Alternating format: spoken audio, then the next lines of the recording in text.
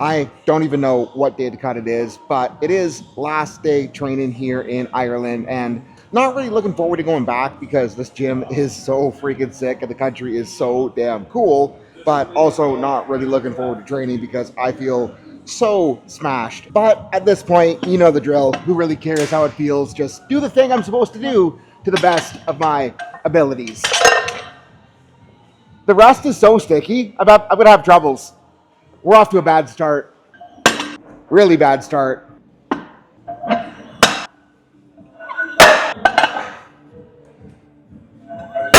And I really don't think this is the smartest warm-up strategy, but it's the one that we're choosing. And like, kind of stupid logic here is that it's not going to feel great no matter what, so might as well start at a weight that I got to kind of wake up for to get me more on the right track.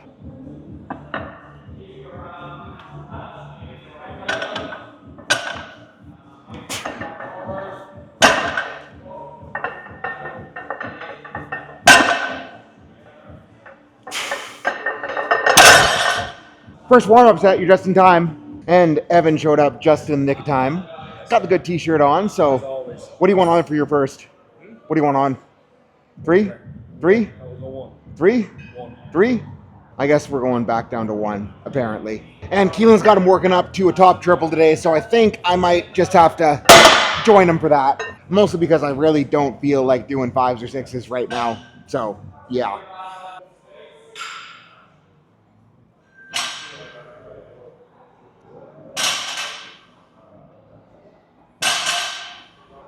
Did I pick a decent deadlift bar? Is that a... What bar would you use? Yeah, what did you use? Did you use that one? Oh my goodness, this is sticky. One in a million. Yeah, he ain't that bad. He ain't that bad. He could be worse. Right, come here. I hope you have a safe journey. Yeah, thank you. Too late to put a suit on. Yeah, I think so. I don't know. You got a suit coming? There's a thing of like 42 and a 44 here. Ooh, maybe. Probably not. Gonna break my own personal rule here and use a deadlift jack just because it is so sticky.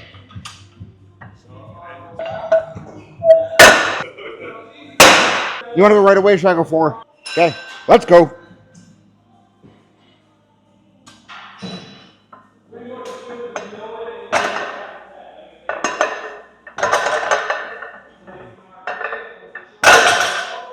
I might be in trouble. When I was editing the last vlog, I was watching my deadlifts and I was like, looks like with how skinny I am, my stance might be a little bit too wide. And then that first set, I was trying to be mindful of setting up narrower, and I realized I was probably too narrow, so I'm going to try to find like a nice middle ground for this one.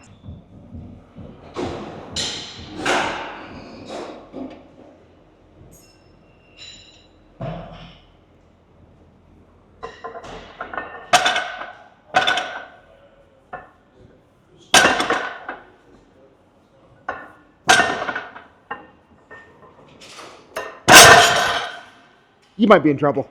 And yes, I am ashamed that I'm at the stage of the diet where I have to take joy in competing with literal children. Okay? Let's go. Yeah. There you go, dude.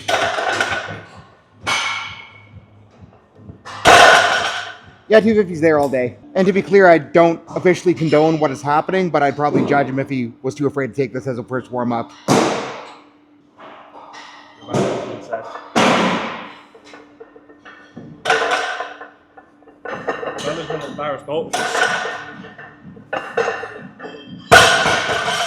probably did just like save you 20 minutes of deadlift warm-ups by showing you that, right? Evan's trying to go from 220 to 240 for a planned top set of 255, so I kind of just told him to stop being a pansy and just load it up. He is trying to tell me I'm a bad influence for that, but I think we're going to find out that I'm a really good influence here. And if he's going next, I got to do at least like a half decent job of pulling this.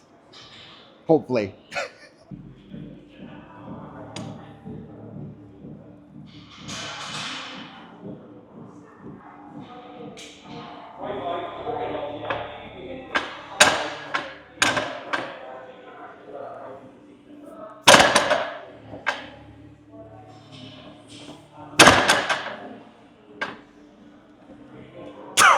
That was so bad.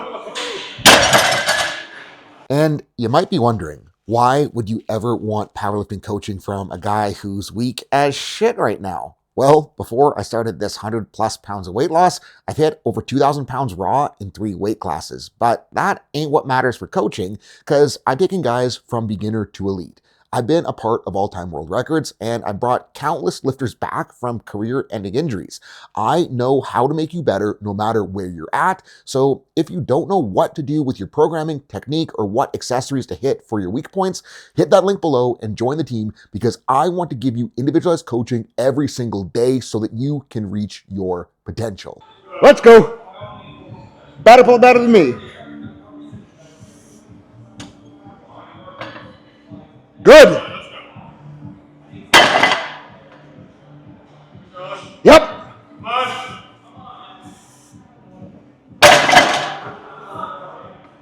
Here we go, all the way. Let's go. Through.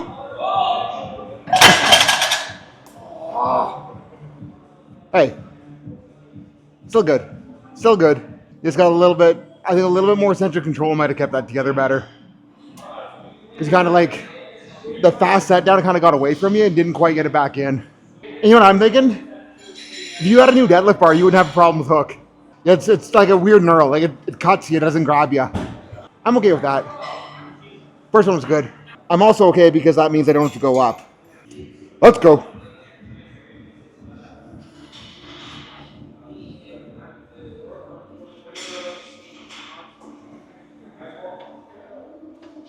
Yep.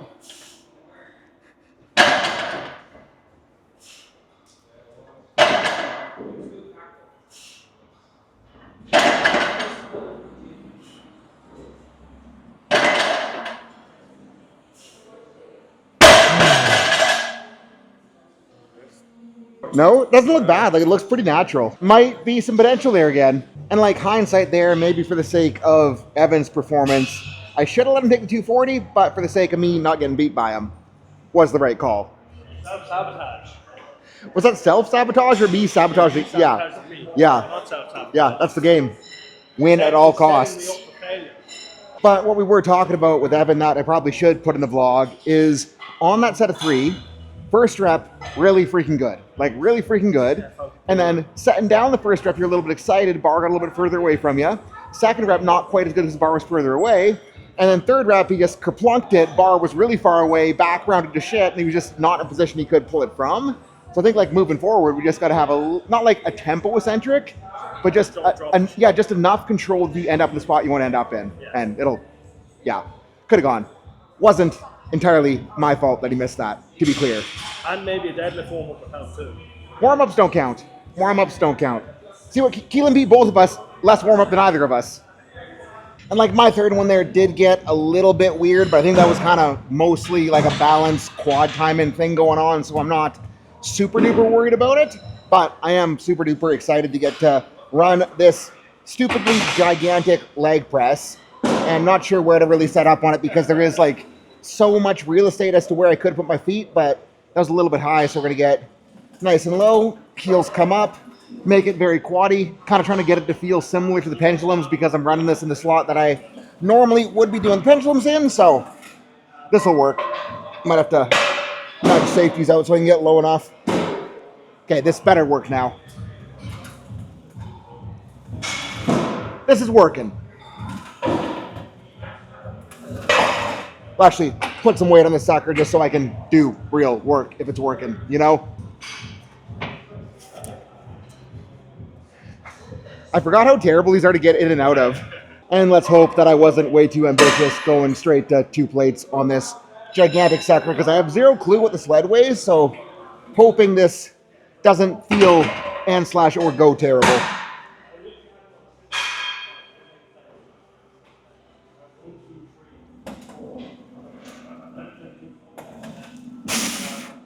Feels like I made the appropriate choice.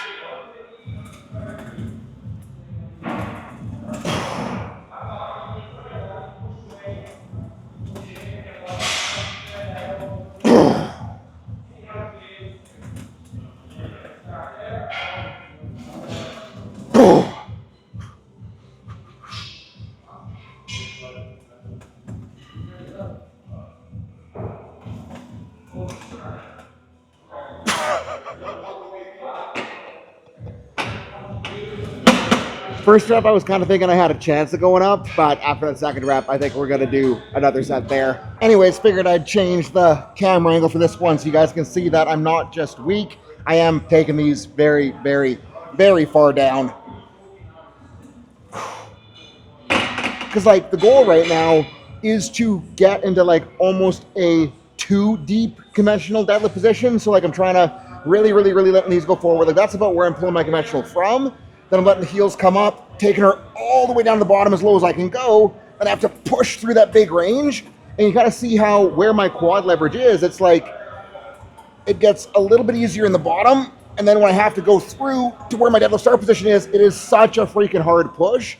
And that's why, like, I love these deep, narrow leg presses, because they are so good for making my conventional leg drive feel like it needs to feel. Gonna shut up because this set's gonna get hard.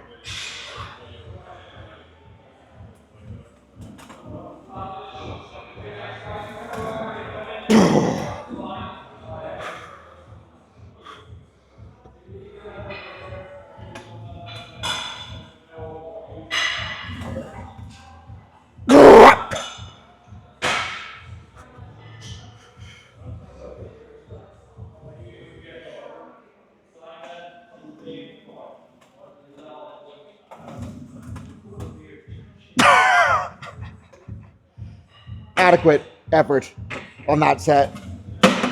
And with that weird Bebo Bobble quad time and thingamabobber going on that last rep of the deadlifts, part of me is thinking that maybe it is because my hamstrings are just a little bit fatigued from cranking on the GHRs as hard as I did the other day.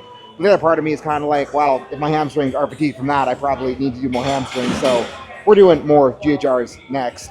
Which is also a decision motivated by the fact that I have no idea when the next time I'll have access to one of these bad boys is, so we're gonna take advantage of it. But same thing I was talking about on that squat vlog, goal here is to clamp rib cage down, keep a little bit of flexion, or at least make sure I'm neutral in the lumbar spine, squeeze the glutes, go down to the bottom, keep that rib cage hip position going, and then curl my way up to the top without flicking rib cage first, because if I'm flipping rib cage first like an asshole, it's going to be taken away from both the leverage and ability to contract hammies as hard as I could. So, trying to keep those abs on as best as I can here. But, yeah, holy guacamole. I love this GHR so much. Gonna have to come back to Ireland just for the glute ham raise, because this is so good.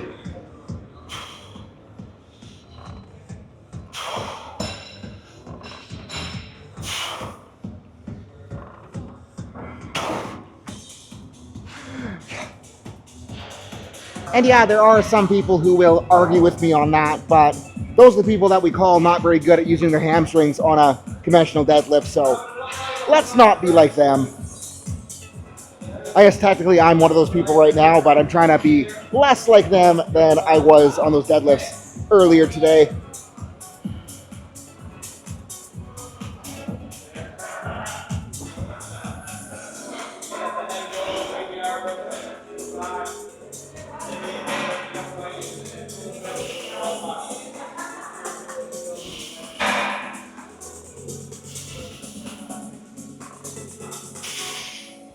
Another cue I use to kind of help with that is I'm thinking of trying to shove my hips forward as I'm pulling with my abs. And that just, that got very hard, very fast talking, but that just helps maintain the pelvic position that I want to make sure my hammies are getting as cooked as possible. And now I think we're gonna head back over here for some butt stuff with Keelan. Just sharing the machine, not actually doing butt stuff together. You can do it on your own. Yeah, you're leaving?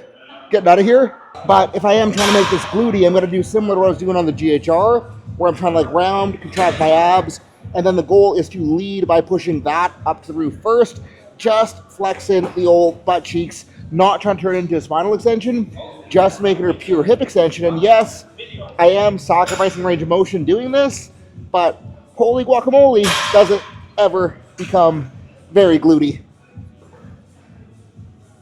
Gets so hard so fast, which is probably weird saying in the context of what I was just talking about earlier, but you know what I mean.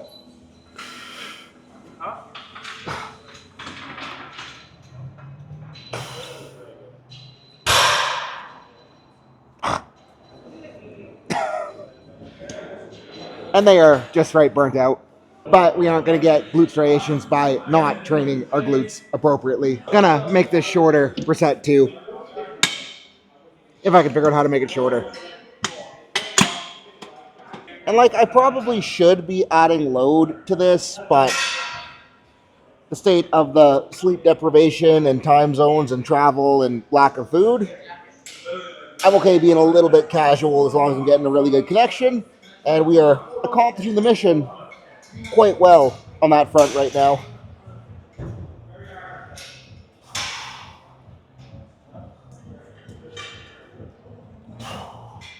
And I get that this probably does look so stupid, only moving 2 inches, but it's getting the feel that I want. And if you think this does look stupid, try it with this intent. Try to squeeze your glutes as hard as you freaking can, and you will likely be pleasantly surprised with how terrible it gets very quickly. Oh boy.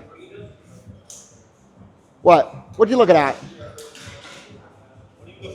Looking at you. And in an attempt to get my ass to bed, we're just gonna move on to abs, run some single leg declines. And what I'm trying to do here, again, is similar idea where I'm trying to like dead bug my low back in the pad, get my head as packed as well as I can, and then maintain that position as I pull myself up with the hip flexors. And this is going to be really, really, really good for getting the anterior adductors and those hip flexors to help control hip rotation. And this is another thing that I found to be super, super, super valuable if someone is having some anterior hip funk. And the reason I'm doing this is with how I feel after this last week, I have a little bit of anterior hip funk, so this should help take care of it. It's also really hard, so that's another added benefit.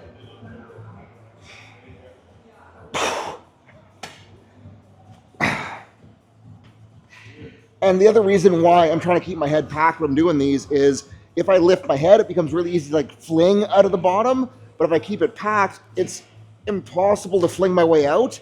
And it's going to be a little bit more specific to the brace position that I want to have when I'm squatting and deadlifting. So hard to talk during these.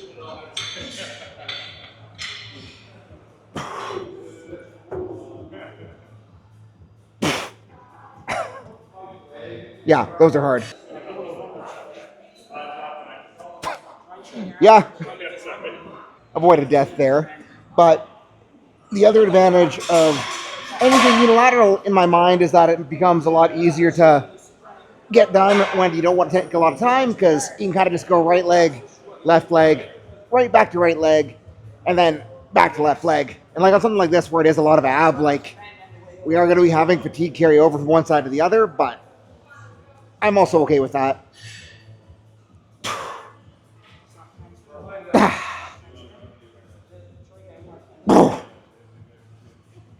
Yeah, pressure's on.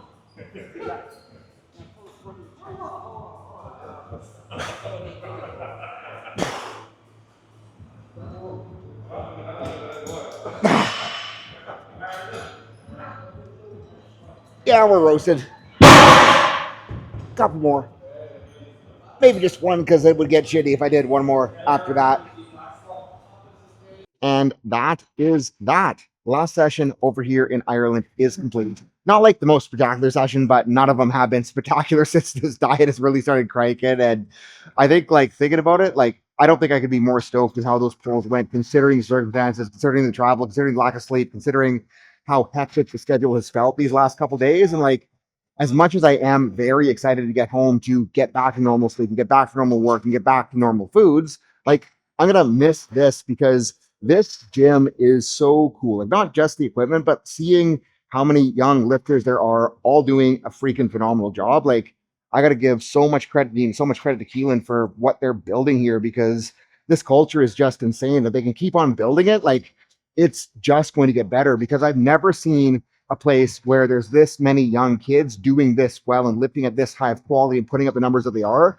And for me, just being able to come in here and be like, holy shit, this is cool. Well, I mean, holy shit, this is cool. So grateful for this trip. So grateful to be over here. And it's just fun to see the sports getting so much better. And what I was kind of talking to a lot of these kids about is how fortunate they are to have this, because when I got started, like, nothing like this existed. I was just kind of trying to figure shit out on my own and made so many mistakes, but because they're in a place with coaches and lifters that know what they're doing, like the rate that they're getting better and the numbers that they're putting up, it's mind blowing for me. So I am very, very, very excited to be back here. So it's definitely gonna have to come back because not only like the country's cool as shit, like this is just fun to be around. And I think on that note, I'm gonna get back to the hotel, get some food in me, get my ass to bed so I can get up bright and early to get to the airport so we can get home and get some sleep and get my shit back to normal so we can keep on rolling on this cut. So peace out, guys. Have a good night. Thank you so much for watching, and I will see ya in the team.